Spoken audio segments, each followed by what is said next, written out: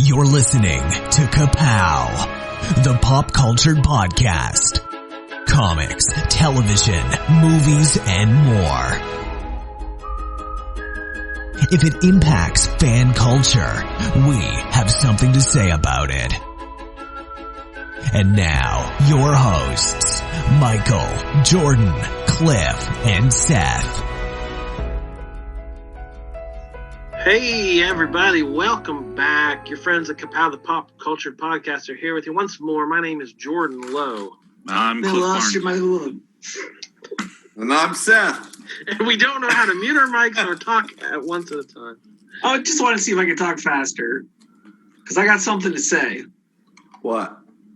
Well, you guys were just talking about, Jesse wanting a new bracket thing. And on Messenger, I think it was about a week ago, I was like, I got this great idea. How about we do actors or actresses that tried to be musicians? No. Dead silence. Did you think that you were going to get this to happen by saying it on the show? It's worth a shot. Why did you wait till we went live to throw that? Start over. That's because you guys wouldn't let me talk about it if I would have brought it up before we started. We're sure as hell not going to put this out there.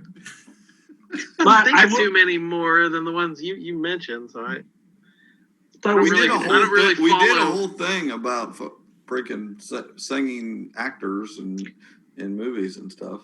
Well, I'll just fast forward it to the very worst. You just want to talk about freaking Vin Diesel and Bruce Willis and Don Johnson and Eddie Murphy and the very worst of them all is Corey Feldman. Beyond, I even tried to be nice and listen to his last album. That's like, what do you owe Corey Feldman to be nice to him? It's just nice. He's tried to be a musician over the years. You don't owe him anything. Is he reading your comic books? But I just wanted to give him the benefit of the doubt, and it is straight trash. Somebody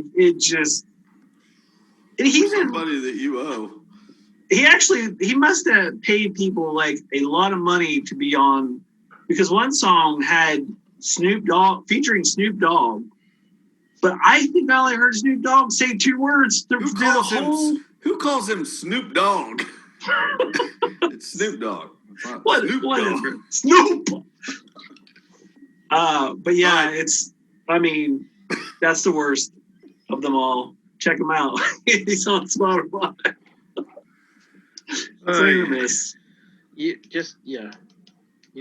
You owe it a listen.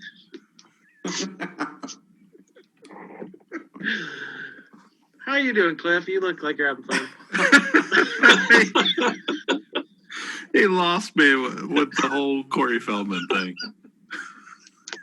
That's why he wanted me to work on a whole bracket of crap so he could talk shit about Corey Feldman. Well, I'm glad he got it out of his freaking system. Someone who's done so much for you to insult him that way. He was one of the Frog Brothers, man. Speaking of frogs, who watched The Mandalorian? Yes, I love it. Did it. You are a segue master. We are Padawans. Indeed. Mandalorian's back. Disney Plus, everybody. How about that? How about it? It's pretty great. Cobb Vance Refrigeration. Is this the only new show that Disney Plus has put out since they've started Disney Plus that has come back for a second season? Probably so far it was the first series. Probably so. They had to have it ready because they started charging me. It's been a year. Yeah, I know. I got the email. Oh, really? Yeah. $5.99, boys. Yeah, I paid for 3 years up front. Well, I had a year free, and now what? $6. Yeah. So, I am Cliff's adopted. It's worth it, baby. It's good. It's about as much as a Subway sub. Yeah, 2 episodes so far, and both of them were really good. Good quality Star Wars. That's what it was. Good quality Star Wars. It's so funny. Just last night, we were. I was messaging with a family member down in Florida. We were talking about something totally unrelated, and he sent me the trailer for the upcoming Star Wars Lego holiday special. I'm hyped. And we were talking about that, and of course, it like bled into the original holiday special and that crap fest. And I said, yeah, we watched that last year. Did a whole commentary on it. And so then I thought, well, I had pulled it up and sent him the link of our episode we did with the commentary. And I was like, man, I wonder how, how that sounded. So then I started listening to it. And then I pulled it up on YouTube, and then I found myself for about a half hour. I'm listening to us do our commentary as I'm watching it. So it was fun though. But I'm super hyped for the new cartoon Lego holiday special coming out too. So yeah, it's very a Lego movie humor, Mm-hmm. but I like it's time traveling. Now you're talking. So yeah, but yeah. Anyway, Mandalorian. We got Timothy Oliphant coming in hot, as the only thing he knows how to do is justify. Has he been in a role where he's not a marshal of some sort? They even called it the Marshal. I mean, we got Deadwood, Justified, Fargo. Fargo. Was there something else? Danny Cordray. What'd you say? Danny Cordray. Oh, yeah. But I mean, come on. We dug great pearls together. He was pretty great in this. So was that a surprise? I remember watching the trailer, but it was a long time ago. Well, I don't think there was ever anything in the trailer, but they hadn't showed the Boba Fett armor or anything. No, we hadn't seen any of that. We had just heard there was news that he was going to be in it, and there was guessing that he was going to play that character, which apparently was that character has been in like some of the extended stuff, right? He first appeared in the 2015 novel Star Wars Aftermath, which this was the first in 2015. So this is post-Disney buyout. Is that Wendig? Yes, by Chuck Wendig. It's the first book of in-canon expanded universe stuff. So this Cobb Vanth was one of the first new characters invented for the Disney version of the expanded universe. And these novels were set just after Jedi, between the end of Jedi and the start of Force Awakens. So just the little bit I looked up about the character, it seemed like, the books had a deeper origin story and more with the character, but it seemed like it was pretty on par with in canon what's already been put out there. When he comes walking in the Boba Fett armor, did everybody, first off, I wasn't there. I had not read any of that. I mean, I knew he was going to play this character, but I tried not to overthink anything. I went a little surprised, but I remember when I'm watching that first episode thinking, really, we're going to... I mean, like, I was stupid.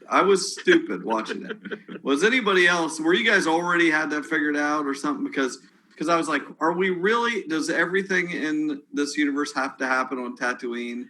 Well, this does. But I had not put that together. And then we're like, okay, you're looking for a Mandalorian on Tatooine? What? Yeah, when they said that, I thought, ooh, but I didn't know where it was going. Right. Yeah. So this series and Dave Filoni, I feel they have shrunk the Star Wars universe a bit. We're revisiting the same planets and some of the same characters. It's been criticized a little bit to be fan service, but I don't know if it's so much about that as... It's a fine line. It's a fine line. I personally think that they walk on the correct side of it. People, yes, red letter media or whoever, and people can say, "Oh, ooh, look at that! Ooh, I recognize that."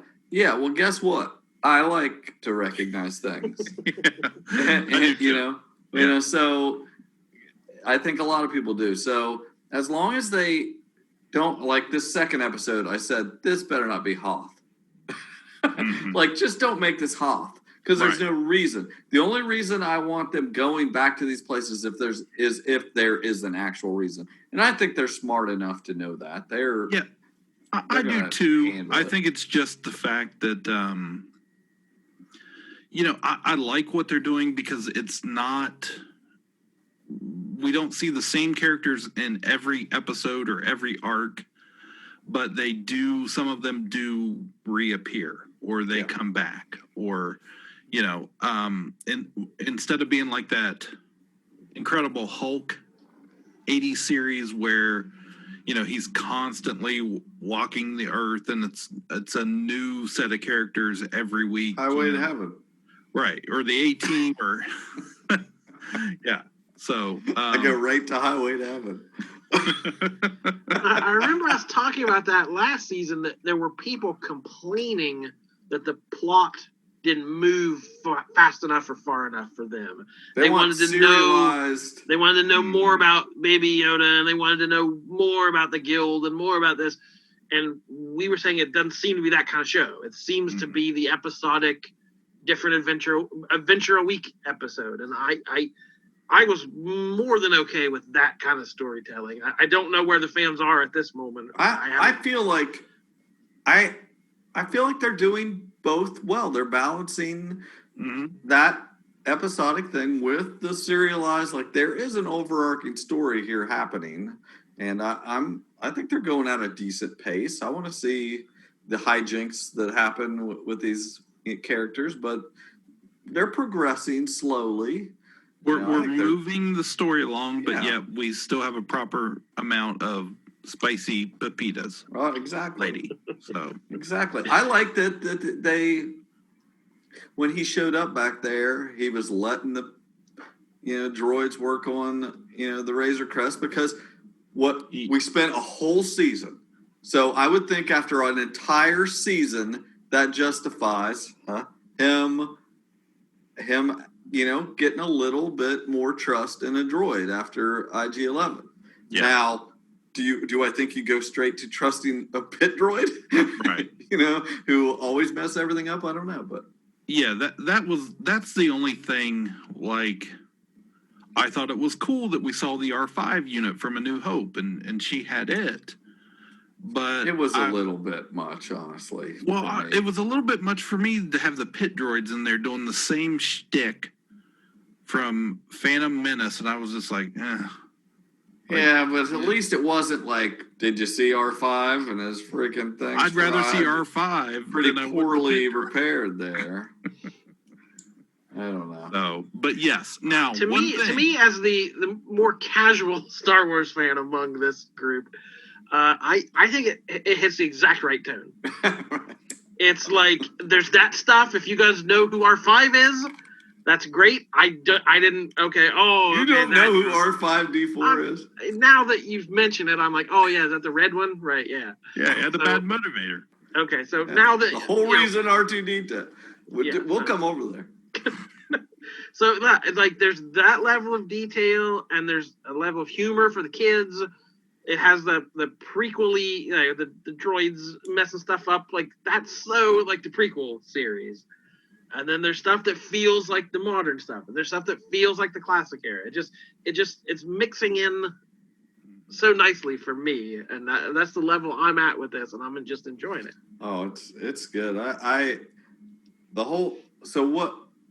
whole crate dragon thing, that was basically the whole adventure. Was the whole point was, he's got to get this armor back by helping out in the episodic, this is the adventure of the week. We got to get the crate dragon, which it's so funny that, I'm sure Cliff knows all about that. It was like, I didn't realize that skeleton or whatever from A New Hope was from a different Disney movie. that they had that skeleton from. The prop itself. Yeah. Yeah. It was one of our dinosaurs is missing, Peter Ustinov and Helen Hayes. And they had that skeleton, and so they just drug it out and laid it in the desert back then. They're like, oh yeah, it's a crate dragon. And so then they create this whole episode off of that. I mean, having that thing come out and stuff, that was amazing effects. That was a beautiful episode. Them flying around again. I love seeing this stuff that we haven't got to see since the prequels, of using the jetpacks, being a Mandalorian, doing all that, flying up there. We got in canon rocket firing Boba Fett, right? Right. Been over perfect. The recalled toy, he shot that rocket right down a toddler's throat. And the whole stuff with it's faulty there. If you just hit just right there, you just fly off. I loved it though, the 5 points of articulation, and he leaned. Yeah. From Kenner's Star Wars collection comes the Stormtrooper, the Sand People, and all 20 action figures, including new Hammerhead, Snaggletooth, and more, each sold separately. And now, Boba Fett, Star Wars villain with his laser rifle. Boba Fett is not yet available in stores, but you can get him free with 4 proofs of purchase from any Star Wars action figures. Details on specially marked packs at participating stores. Offer ends May 31st. Star Wars action figures sold separately from Kenner. So what did you guys think, though, when Timothy Oliphant, long, lanky... He's the skinniest. He's got the tiniest waist. I don't like a lady Boba. But when he come in with, the fat armor on... It took me... It still, honestly, it did not register right off. Because I was looking for a Mandalorian anyway. Like, I was not thinking about it at all, honestly. I'll admit it. He came in and I was like, okay. I was more thinking about it being Timothy Oliphant. Mm-hmm. And then it honestly wasn't until he was telling the story and showing him with the Jawas and showing the Boba Fett's armor. I was like, oh, okay, duh. But didn't he look like so skinny in that armor? It didn't look right. I looked it up, and Jeremy Bulloch that portrayed Boba Fett was about 6 foot tall. Timothy Oliphant is about 6 foot tall. So I thought he was taller than that. They purposely made the armor smaller so it looked awkward on him, because what's the actor's name? Morrison, that played Django and the clones. Tamura Morrison is only 5'7". So they did a little bit of retconning there. So it'll make sense whenever he puts it back on. Right. He's going to end up in it. Yes. I watched so bad, though. Okay, obviously, just skipping to the end for a second. So yeah, that ending was clear. Like, there's no ambiguity there. That's who that was. Well, I will tell you, our experience sitting there, Nick and I, was okay because we know too much. Just like you're saying, first off, 100% it's Boba Fett. Yeah. But for someone know too much, I'm like, Nick, it's Rex. He's like, that would be so cool, but it's not. I was like, well, wouldn't that be so cool if it was Rex or just some random clone? It could literally be anybody, except fans would freak out if they pulled the rug out, or like, no, it's just clone number 77347. Exactly, which I would prefer, but I'm surprised it's going over as smoothly as it is. That it's going to be him. Me too. They did a neat little thing with the makeup job on him having the scarring, and stuff. And I saw some theories out there about being in the Sarlacc pit and all that. But I'm not wrong here, and he's carrying around a Sand People rifle and a gaffing stick, right? Yeah. So do you guys think he's been living as a sand person? He has, I don't know.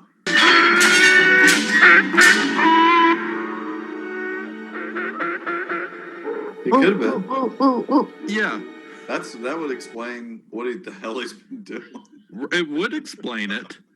Like maybe he's given up the life. We saw him. He's supposed to have been the one that was following them, not last season, where some people were trying to say it was Giancarlo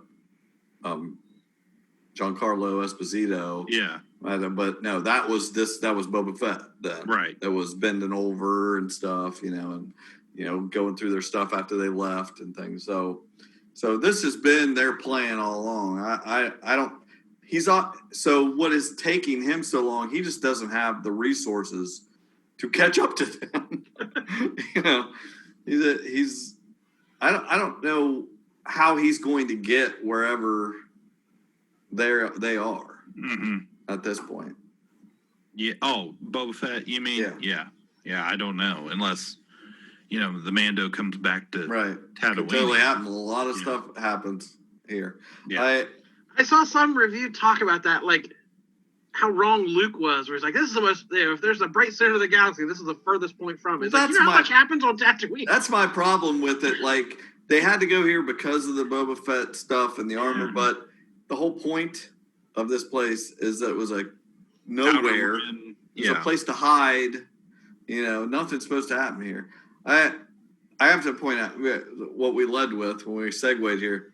The best moment of the first two episodes is when that frog starts leaping like a frog in the second episode. I was just like, Nick, oh my God, this is the best. I was in the living room and I'm watching it and I'm like, like, oh my gosh.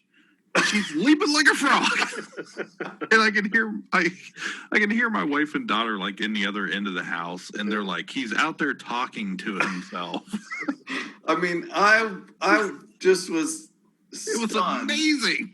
It was amazing because it looked like that is exactly what she should be doing, leaping like a frog right now. I thought for sure though. I paused and looked at Nick because I'm sure Jordan thinks of this stuff. It's like sometimes you think like it's a Chekhov's gun type thing. I always think of things like what has to happen. Like I was 100% she was going to die. Yeah. Like because you don't need her anymore. The whole point, if you introduce that these people are going to be extinct in this, unless these eggs are fertilized by that guy, she is not needed anymore. Mm-hmm. So that is going to up the stakes. Yeah. So I was 100%, and then she started leaping like a frog and threw a wrench in my plans. She might be the new star of this show. I would watch that spinoff. I like that character. I did too. When she fixed the droid. Yeah. I was like, okay, lady. See, this show, I try to watch it as early as I can on Friday because this seems. I don't know that people really spoil it, but people it's memed and people want to joke about it and talk like the first even episode. You guys are doing stuff in our chat. You're like, I gotta say it doesn't mean anything. Yeah, I saw somebody had done a drawing of the child in the clay pot when he hid in the pot in the first episode. Like the which first I thought thing I saw on Facebook. You know how much spit was probably in that? It looked like a spittoon. He doesn't care. That kid's a germ factory, I'm sure. Yeah. I saw early this morning. I like there's been 2 episodes now, and Baby Yoda did not save the day with powers, and you thought it was coming. I was waiting on episodes. You thought it was coming. When them spiders are pouring in there, you're like, their only way out of this is Baby Yoda. And no, it was Baby Filoni. But I saw somebody, the first thing I saw this morning was, some fans just like to enjoy things and don't want to nitpick. So I'm like, this must be a controversial episode. So I went into it thinking, oh no, what's going to go wrong? But I thought the second episode was so good. Yeah. Like it was just a classic sort of building. I liked it better than just as just drama. Like you just keep upping the stakes. Okay, well they can't, he can't get the thing without helping this woman. Okay, he can't, he can't go the hyperdrive because it'll hurt the baby. Like, you just keep putting complications in. Yeah. And then they're wrecked, so it's getting cold. Oh well, now the whatever happened, like it's the whole Breaking Bad writing room. Well, let's put them and keep writing them into a corner. Increasingly, now we can't leave this room because the spiders are outside. So it just. And then they're lifting off, and the big spider shows up. Like, it just kept it's like I didn't know how they were going to get out of it. I said I was waiting for the baby to use the force and save the day. Right. So it was a little bit of the Deus Ex Machina, but building and tension and pressure, and I was like, I don't know how he's going to get out of this, and that's the best kind of story. Oh, I totally agree. It was so good. The first episode was really good, and I really liked it for what it was, but it was a little. The plot was a little too. Three Obvious. Amigos. Yeah. Oh, I was gonna say Tremors, but go ahead. Yeah. But the two Tremors. Yeah, they have to the villagers and the Sand People have to come together with the Mandalorian to But I loved the setup of, because I heard somebody talking about it, and they just acted like it was some random thing. Like when they show the sand person take the bantha out there and set it there, and then stand over here, and it comes out and eats that person, and they say, "Oh, that was a cute little thing." No, that wasn't a cute little thing. That was entirely pointing out that he was going to have to be eaten. Right. It was the only way that he was going to be able to do it. It set the whole thing up. And it's like, I never heard anybody talk about that. It was like, that was perfect setup. You didn't realize what he was going to have to do, but was stay with the freaking bantha. It was perfect. Good stuff. Good stuff, man. Anytime there's some X-Wings in there. Man, when they opened the thing, they're like, switch the channel to. I'm like, Nick, they're talking about him. Explain to me, this may be a stupid thing, but what is it? They're wanting him to ping. What is Imperial about him? What is this going to show? Yeah, I don't know. Or is it just going to say, like, show readings on his ship that they'll be able to tell the stuff they were saying later that he was wanted for this or that? I'm assuming. At the time, though, I was wondering what is this? Yeah. I guess that must have been it. But I was just like, what are they? And then there's like freaking open the things up. I'm like, yes. I really like that where like he rolls his eyes at the New Republic as well. Like the Empire sucks, but so do these guys. They're just like, he's just trying to do his own thing. Like I like that kind of outlaw look to it. And I'm tired of hearing people say, like they complained the whole first season, well, we can't even see his face. We don't know any emotion. I think the blank face works so much better. Just the turn of the head and looking at it, I can tell everything that is going on in that guy's head. It's great. And if you can't, when like he's trying to escape two X-Wings through the clouds, and then he just suddenly just cuts the engines and the whole ship drops. If you can't tell what's going on under his mask, you got that crazy frog lady going, and the whole thing, the cute egg stuff, eating that. That's just perfect Yoda. Perfect ending to the episode.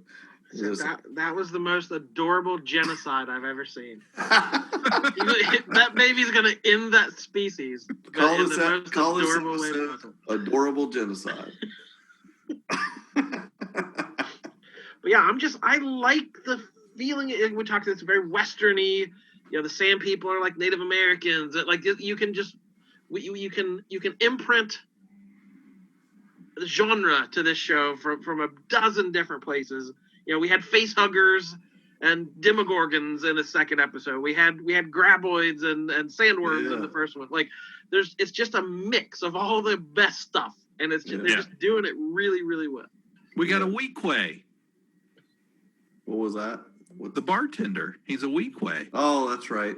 I didn't like that they called him that though. That's what Timothy Oliphant is like. What, you're going to call somebody hey Ewok?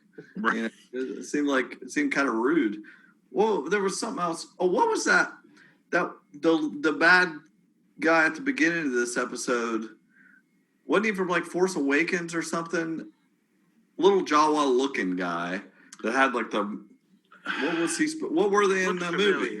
I don't know, but yeah, he invoked a Jawa reaction out of me because he sounded like a Jawa. He had the hood and stuff. Yeah, but he had like different, mask of some kind on and stuff. I don't know. That was cute. Terrific sight gag of the rocket. Oh yeah. Mm-hmm. You knew it was coming. Like he's gonna not just let this guy take off with this. If he wouldn't let Timothy Oliphant keep it, then this ain't happening. But man, that was a really sweet thing though. When he was picking up Baby Yoda and stuff there, like after he saved him and stuff. It was just like that was some real Baby Yoda stuff there. It was like, oh, so cute. I want one. It's good. It's good. So I'm ready for more. I'm definitely. I can't.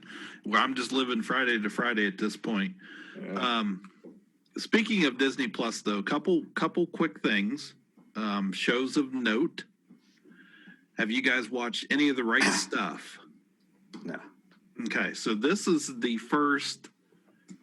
Because we know on Disney Plus we have the Nat Geo stuff, the Natural Geographic, column of shows, which are a big, huge hit in my house. We really like them.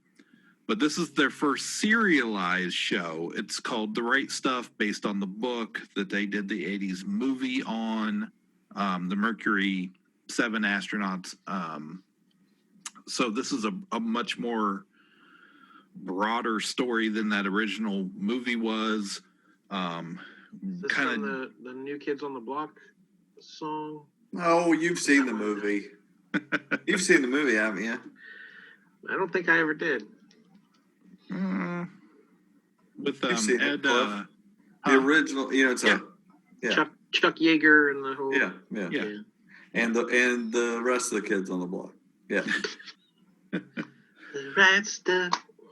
This one gets into their family and their family lives, their wives and children, and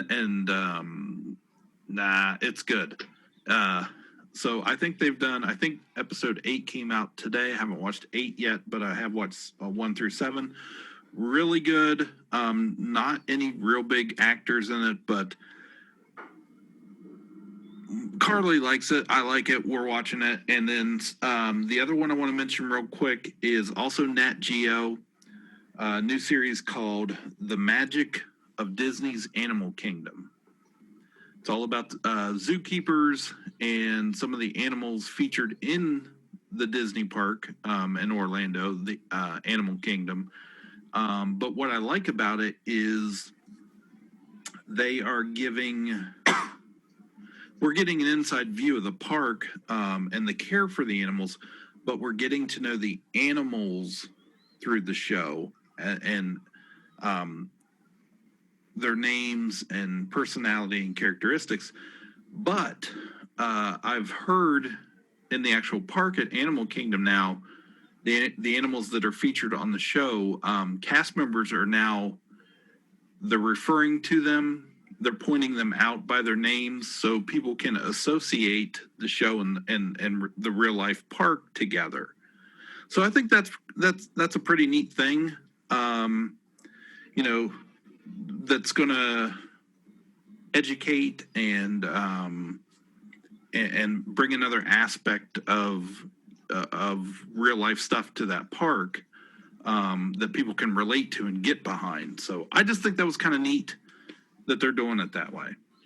There was a really interesting episode that the Steve Irwin's wife and kids have that show Crikey, It's the Irwins on Animal Planet.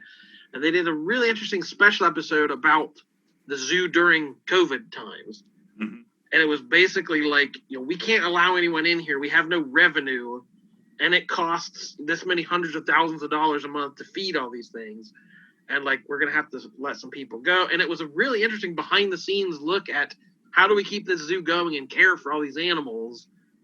and keep our employees, keep our employees getting paid and keep doing all the outreach programs we do. And it was a really interesting look at the behind the scenes of the zoo kind of stuff. So I'm guessing Disney's having the same kind of problems with, I know they've been letting people go and furloughing people. So Right. you can't just leave an animal somewhere. Like, you have to keep taking care of it. So. Right. Yes. And that's exactly right. Yeah. A lady we met years ago down at the parks. She used to be a podcaster and a blogger. It's kind of how people in the Disney community came to know her.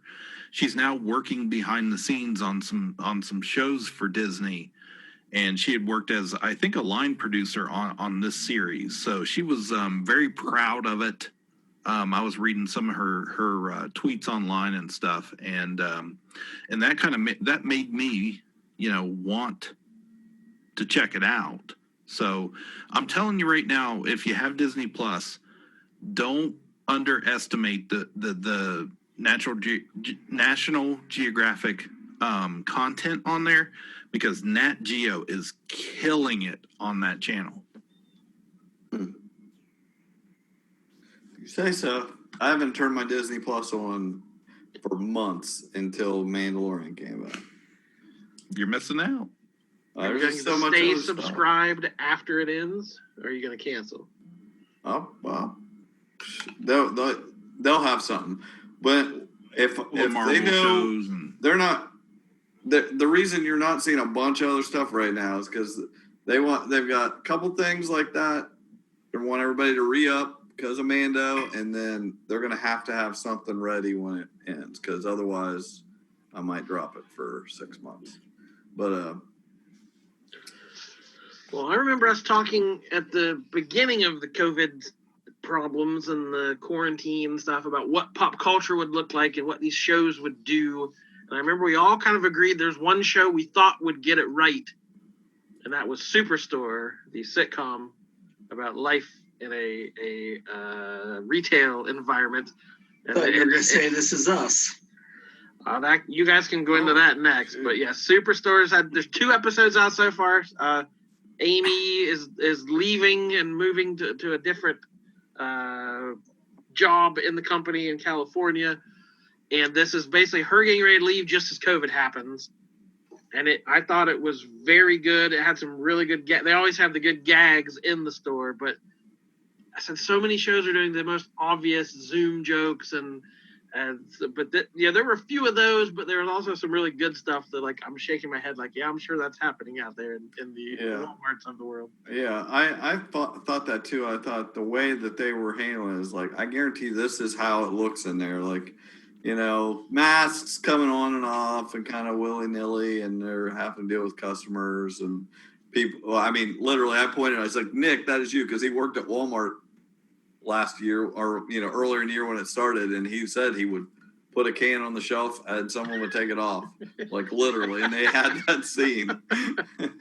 Employees hiding supplies in the ceiling. Right, that's all real stuff, and so that was good. It definitely felt like I thought today when I was watching the second episode that again, why we like it, reminds us so much of The Office. Just those kind of vibes between the coworkers and stuff. So those little moments of something happening in the background are so the best line of the first 2 episodes was, "That'll do, pig." Didn't Glenn try to use a coffee filter as a mask or something? Yeah. Is it Sandra? No, who's is she Hawaiian or I can't? Is that Sandra? Sandra. Yeah. Sandra. Okay. She's becoming the MVP of the show. Yeah, she's great. Her line at the end of that episode, where you realize she was listening in. Yeah. And then the thing with the sanitizing of the carts, and the woman touching all the carts after she said, I don't know, she cracks me up. Yeah, she's good. It's good. It was good. It was a little touching and stuff, It was emotional for a show. I'm not really I would say I'm not emotionally invested in it, the whole Amy Jonah, goodbye thing. Yeah, Very nice. I agree. I was surprised by the. So This Is Us is COVIDing as well. We're It had the a modern time period. it had a 2-hour premiere. Seth, That's all we've had, right? Yeah. Are you still watching this? Oh, yeah. Heck yeah! This is one of the best things on TV. Okay, but so you're caught up. Yeah. Okay, and are we allowed to spoil it? Yeah. We don't care. Okay, all right. I'm curious, like, what your opinion on this is, Seth. Because Time travel. Yeah, that's what I was going to get at. It's obvious that they went back and reshot a lot of these scenes. Like, because I remember at the end of last season, like, they showed previews of what was going to happen and stuff. And that was before all this COVID stuff went down. And then all of a sudden, like, they're dropping it in there repeatedly. And, I mean, it actually, I think, helped it in some areas of why they were doing what they were doing.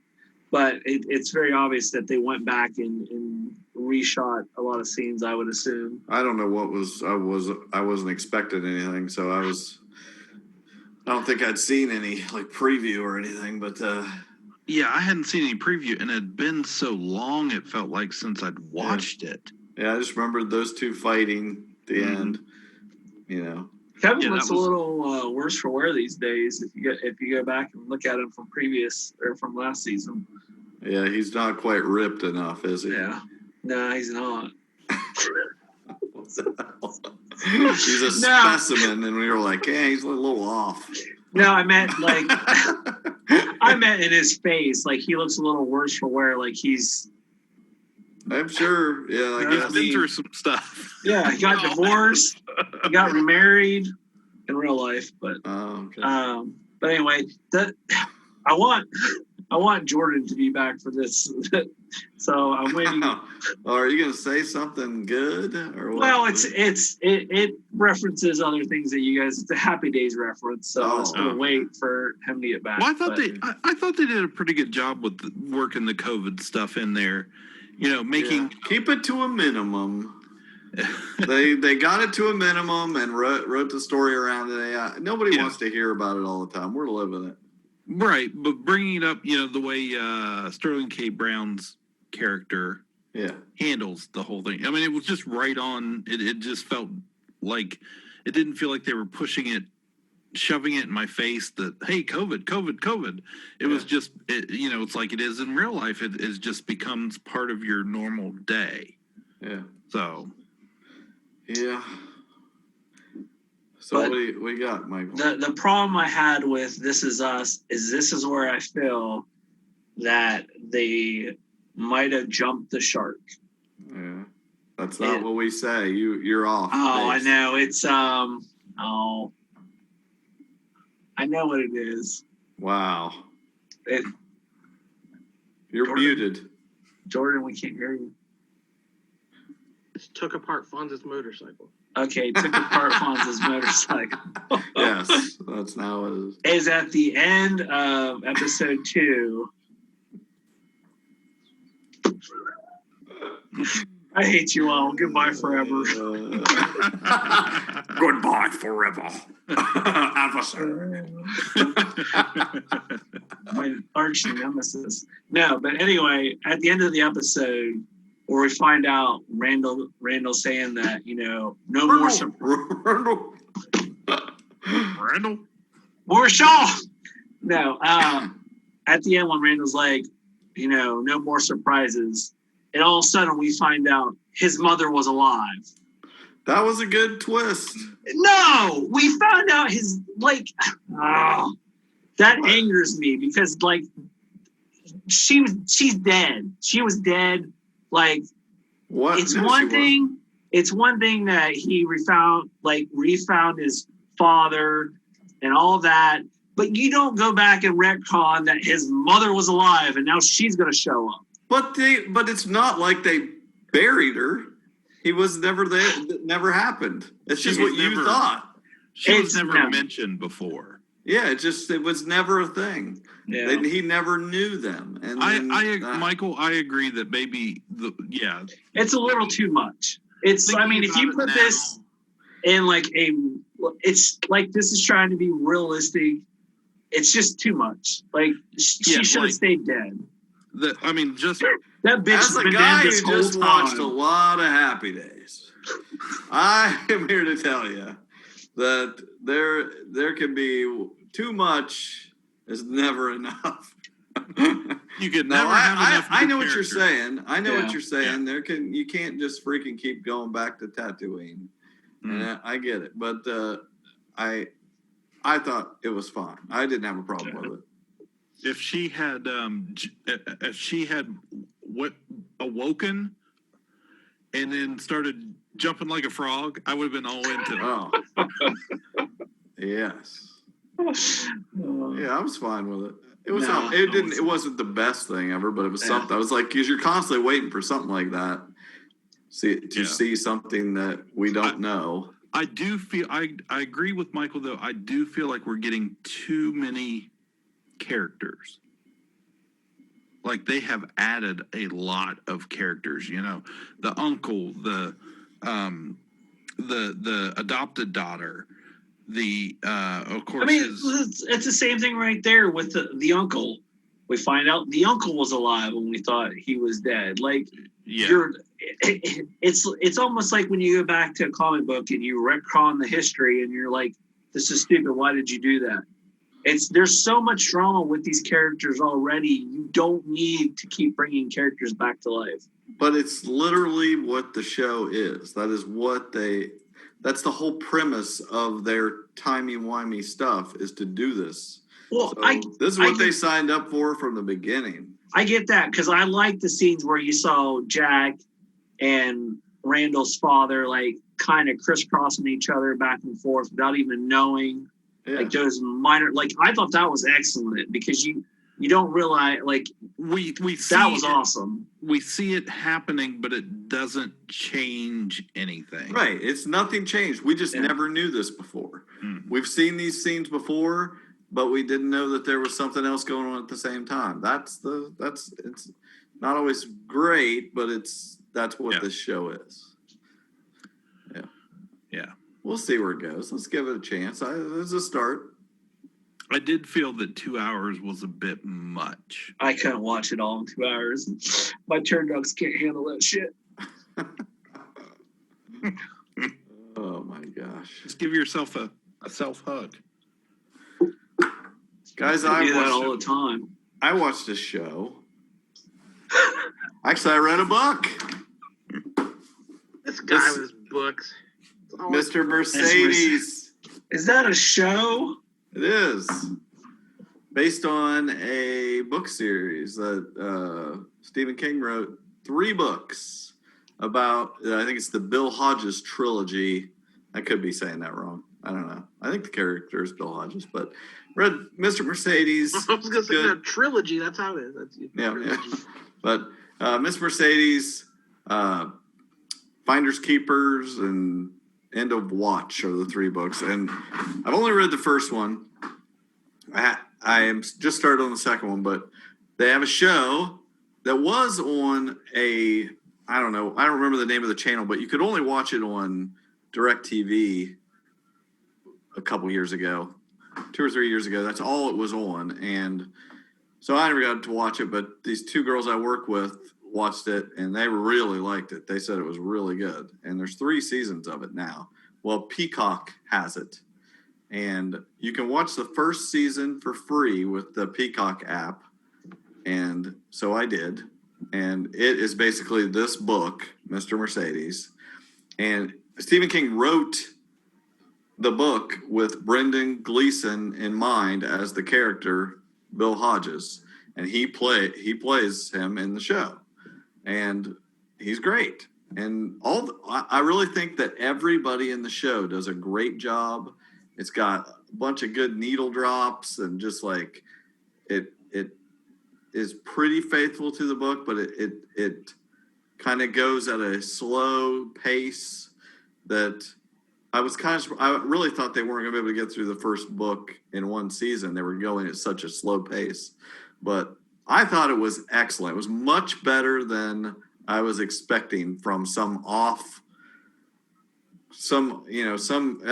don't even know the network that originally made the show, so I was not expecting much. But is it a standard kind of Stephen King horror vibe, or is it something different? He's a retired detective, cop, doing like a private detective, but he didn't really do it anymore. But he's kind of got sucked into this case where at the very beginning there's just a basically crazy guy that mowed down a bunch of people with his car, and it turns into this thing. You see a lot of that killer character plotting things and messing with Bill Hodges as he's trying to figure it out, and a lot of intertwining with his neighbors and people. There's of course a computer nerd that helps him, and did anybody watch The Outsider on HBO? You did, yeah. Jordan did that. Cynthia Erivo played Holly Gibney, I think was the character's name, and she was like autistic or something, acting. I think it was Holly Trilogy. Yes, yeah. But she played a character that was had some sort of, I don't know, got good vibes. I don't know whether she had some powers or not. I can't remember, but she's played by someone else in this show, but it's the same character from this trilogy that he used again in the Outsider book. And anyway, it's a different actress. She's in Succession. I can't think of her name, but she does a really good job in this show. I preferred her to Cynthia Erivo as just a little more. The Outsider is super dark. Mr. Mercedes is dark, but I thought it was good. I liked the villain. I liked almost all of the side characters are good. And so it's a really strong first season, I think. And so I never had finished the trilogy, so I'm going to hit the second book and then probably get Peacock so I can watch the rest of the series on there. But excellent. So the rest of it is on the paid side of Peacock, not the premium. I believe so, yes. And it's like $5 or something a month. You could rewatch Yellowstone on there too. I saw that. That's how I will have to watch Yellowstone when it comes back, because it ain't on Hulu. The new Saved by the Bell trailer is out. That's coming to Peacock. And if you go onto that free free Peacock side of things, you will find the new trailer for the all new Punky Brewster. No. Punky.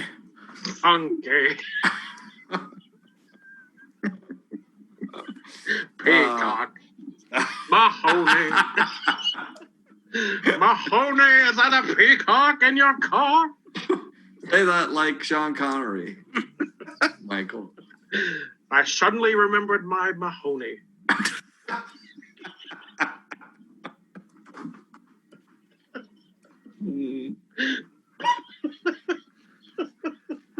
Oh, that's good. Good. We must be into the last 5 minutes. It must be over. Speaking of premium services, you can start counting down the end of the show. We got to do the again, Michael. walk off. We missed Michael's segue, everybody. I said, speaking of premium services, there you go. I haven't watched The Mandalorian season 2 yet, hence why I was so quiet. I know. I figured. We already told you. But anyway, on CBS All Access, Star Trek Discovery season 3 has started. Did you see they're playing season 1 on regular CBS network? Did. I almost watched it, but then I remembered it was Star Trek. Hashtag Star Trek. It's really good. No, I saw they were playing like the first episode. I thought maybe, it was just a sample. But this was the whole point of this All Access. You could only get it here. So I wonder, is it I'm starting to see so that well? They're trying to get more people to watch it, or is it not doing so well? that they're just putting it on the regular network. I think that's the new thing we're going to start, because I keep seeing it starting to pop up where, like, they do this on the premium side, and then later on they're releasing it on TV as a regular show. Like, I saw some other show was doing that, but I can't remember what it was off the top of my head. But the reason why I wanted to bring this up was when this show was in production, Star Trek fans hated it. Like, they mercilessly, like, were trashing it, saying how horrible it was. Like, the design. Did you say Star Trek fans or Star Wars fans? Because that sounds like Star Wars. I said Star Trek fans. A little more sanguine about that. Now, I remember watching an episode of this when it first came out on a free preview. And I thought it was good. Yeah, the final version that they put out, what happened was they had released an early cut of the ship, and the graphics were not up to speed. Of course, by the time it came out, they had fixed all the problems, but it's excellent. Like, it's the best Trek series that I have ever watched. I completely love it. Ooh. Don't they have That's not a high bar. That's a pull quote there. Don't they have a spin-off show though? Well, they brought Christopher Pike on season 2, and he was the captain of the Enterprise before before Kirk. And he immediately became a fan favorite, and they started showing why things were different on the Discovery with the outfits versus the Enterprise. And they actually, in season 2, they have a meetup with the Enterprise. And I think he's on like the whole season of 2, and everyone loved him. And Rebecca Romijn, is she still Stamos, or is it?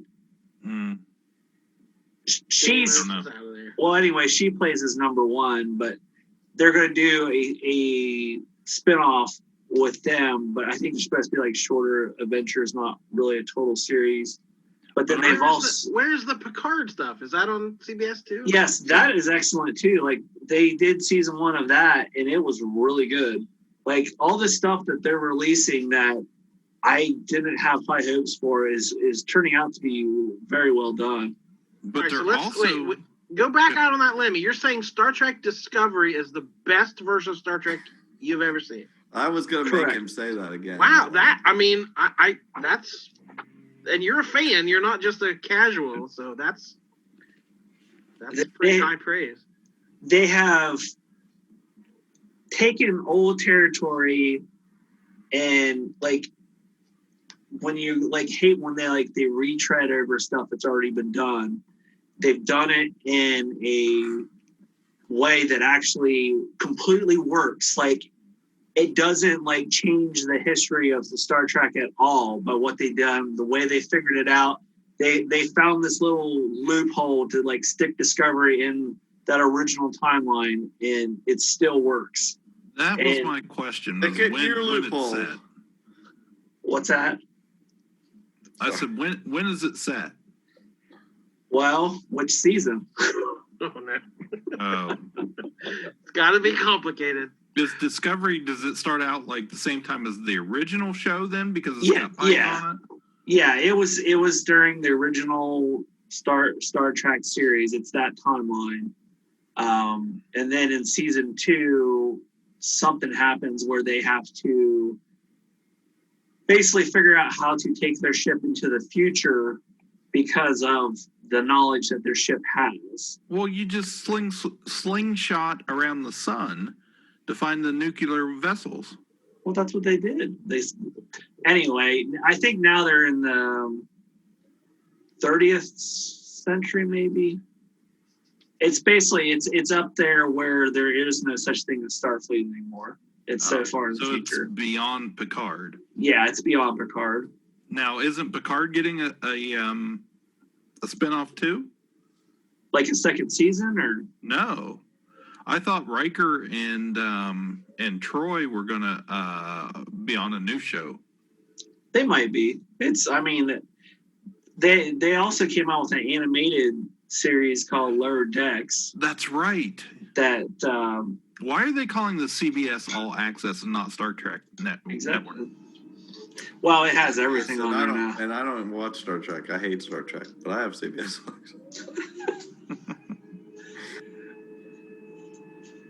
So But Star Trek Discovery, best Marvel movie, Spaceyfied ever. I would say this is better than Star Trek: The Next Generation, Discovery. I would agree. It'd have to be. It's better than Deep Space Nine. Yep. It's better than the Voyager series. It's better than the Enterprise series. So let me ask you this. Before, not counting all this new stuff, what's the best Star Trek? Before? Yeah. I would say for me, it's The Next Generation. Okay. Because that was my Star Trek that I grew up watching. Like, it came out at the right time where, it's not mom and dad's Star Trek of William Shatner and all that fun stuff. I like Deep Space Nine. It was okay. I thought it was different. Yeah. I really dug The Next Generation when they started introducing the Borg and playing into all that. That was kind of my jam. And they reintroduced that into the Picard series too. Oh, yeah. The Borg. Yeah. Locutus of Borg. I know stuff. 7 of 9. It was Mahoney of Borg.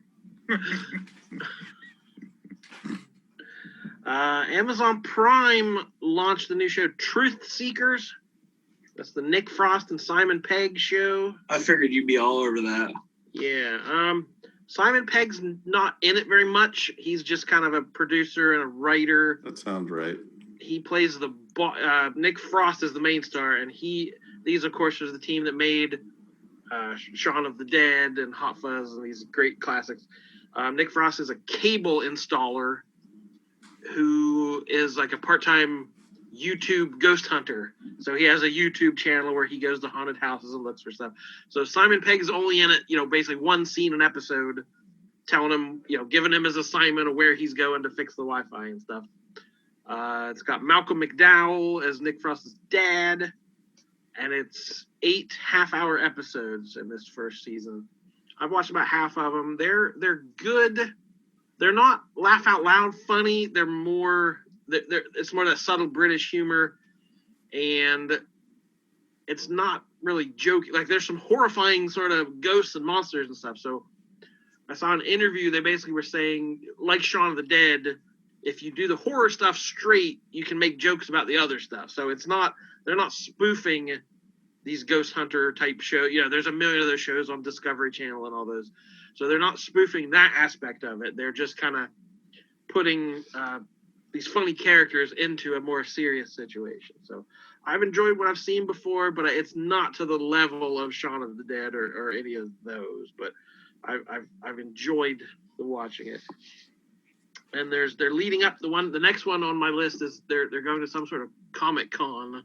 It's like CosCon or something like Convention Cosplay Con 2020 or something. So Kanzakila. Yeah, I'm looking forward to that.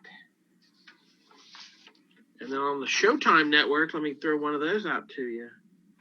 They had the Comedy Store documentary. 5-part documentary chronicling the evolution of comedy. This Los Angeles comedy club owned by Mitzi Shore, who is Pauly Shore's mother. And it basically, starting out in the 1970s, this was kind of the farm system to The Tonight Show. So if you wanted to make it as a comic, you had to try to get on The Tonight Show. You had a good 5 minutes of comedy.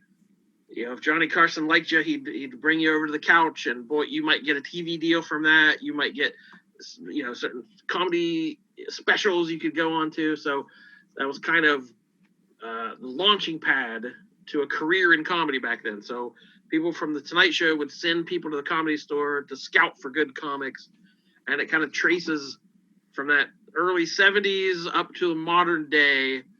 And like, you know, Joe Rogan's podcast now, more people listen to that in a week than watch the Tonight Show anymore. So it's like, it's basically what comedians are doing now with YouTube and podcasts and Twitter and things like that. So it was an interesting, if you're a stand-up comedy nerd, there's definitely interesting stuff. They talk to a ton of people.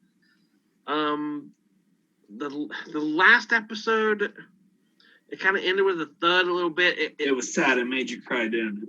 No, it just had too much.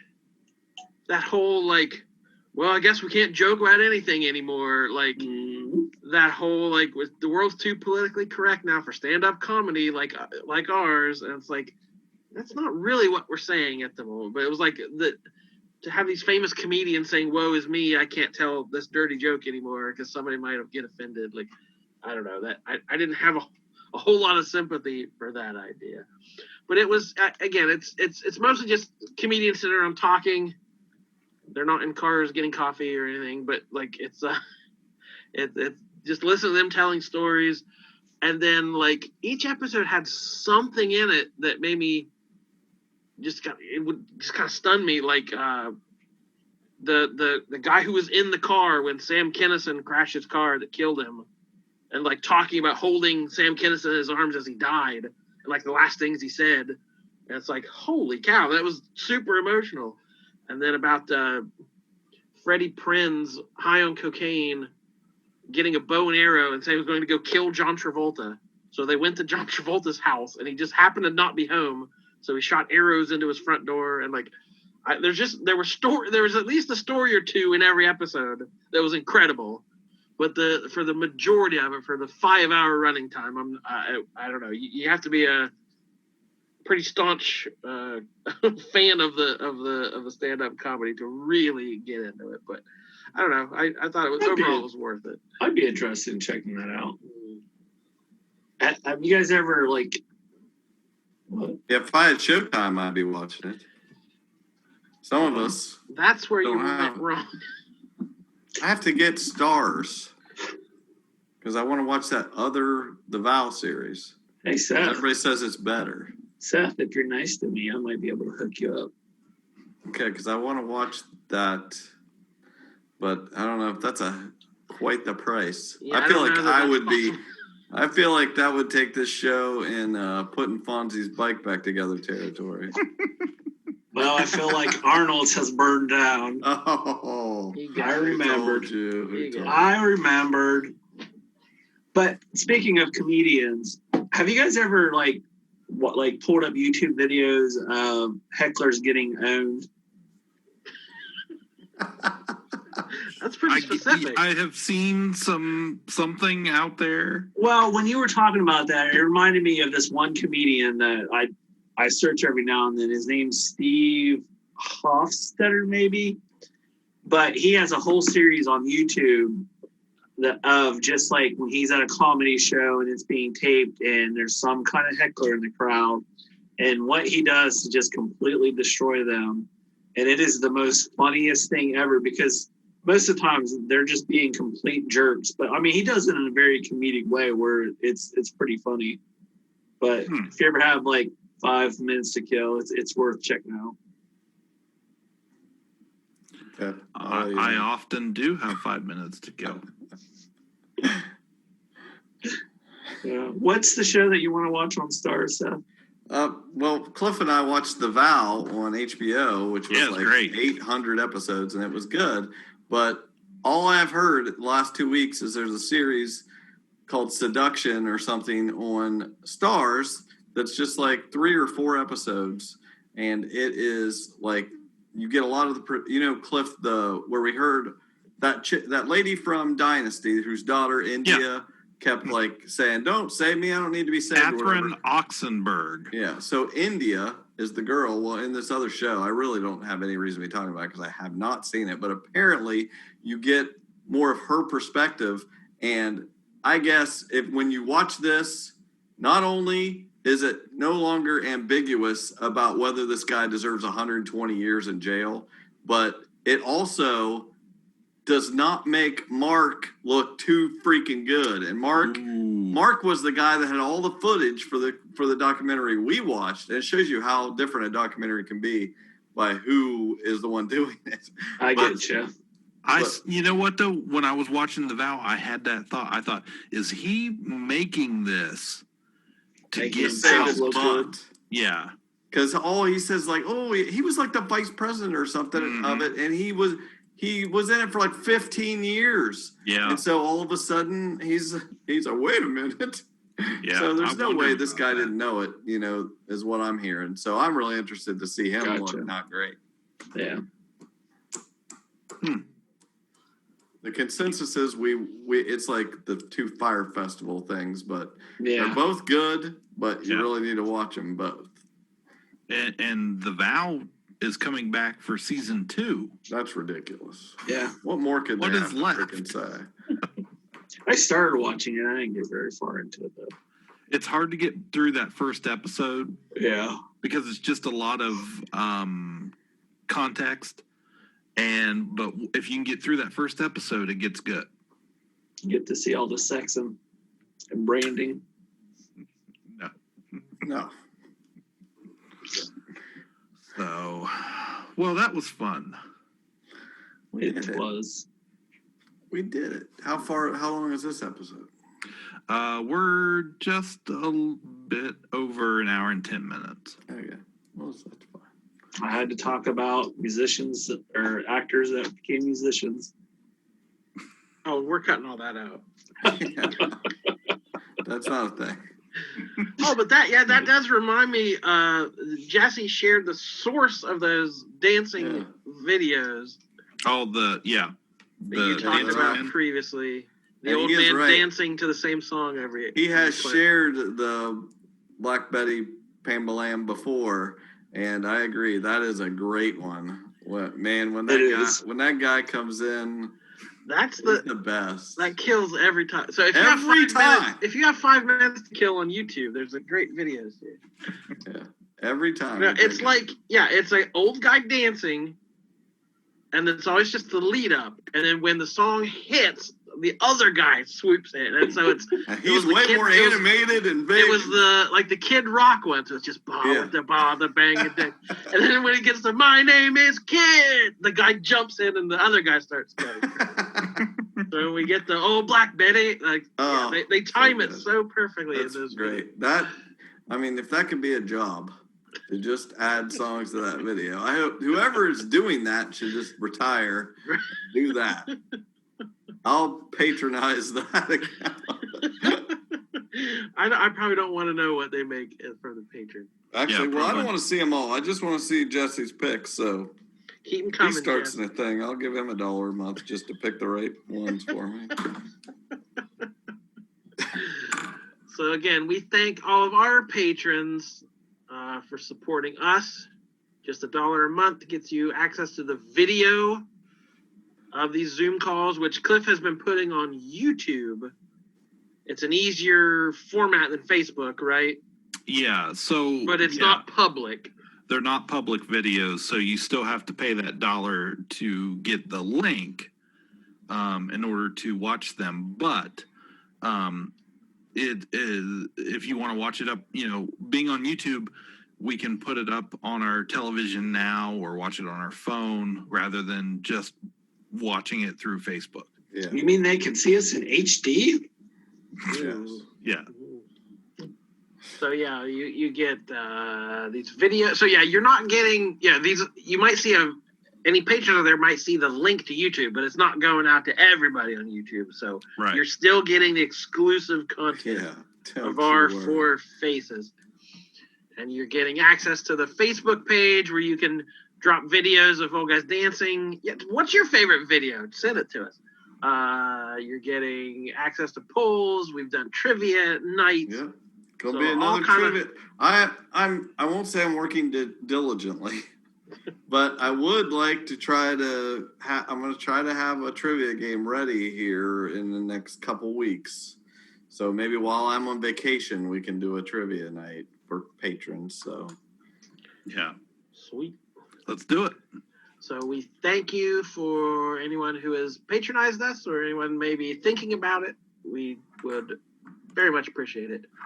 And we will be back very soon with a brand new episode. My name is Jordan Lowe. Cliff Barnes.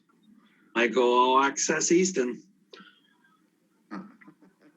that's not a great. You didn't over. You need to think about that one.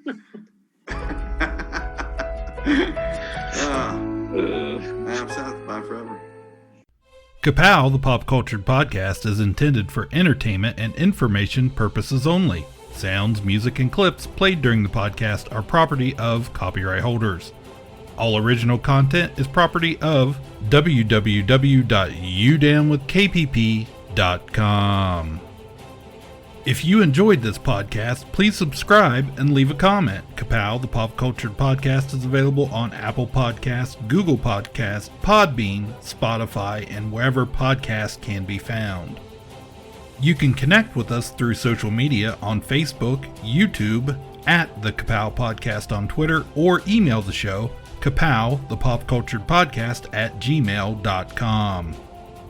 If you really want to go the extra mile, please sign up to be a patron through the Podbean app or our website, www.udownwithkpp.com, to receive special content and early access to some episodes. We are grateful to anyone that chooses to contribute, but please know that most of our content will always remain free, so please continue to like, comment, and share.